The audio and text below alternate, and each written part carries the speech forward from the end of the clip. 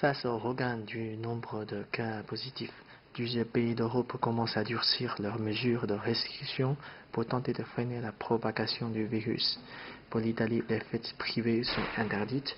Les Pays-Bas vont être soumis à un confinement partiel, entre guillemets, comprenant notamment la fermeture de tous les bars et restaurants. Et au Royaume-Uni, on impose la fermeture des pubs à Liverpool. Par ailleurs, les ministres des Affaires européennes ont ainsi adopté mardi des critères communs pour coordonner les restrictions de voyage dans l'Union européenne.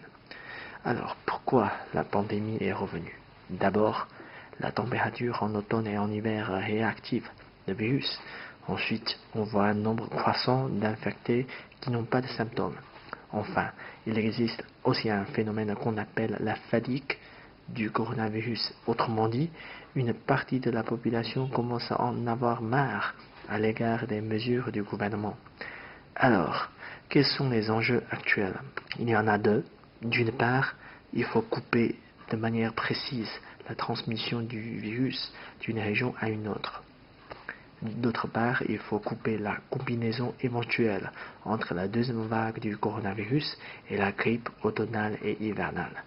Bref, le retour du coronavirus constitue un défi non seulement au système des soins médicaux, mais aussi à la synergie parmi les différents acteurs, par exemple au niveau des pays membres de l'Union européenne, au niveau de l'interaction entre le gouvernement et la société civile, etc. Il faut dire que l'établissement d'une communauté du destin commun pour l'humanité s'avère incontournable. Et là, il y a un long chemin à parcourir pour l'Europe.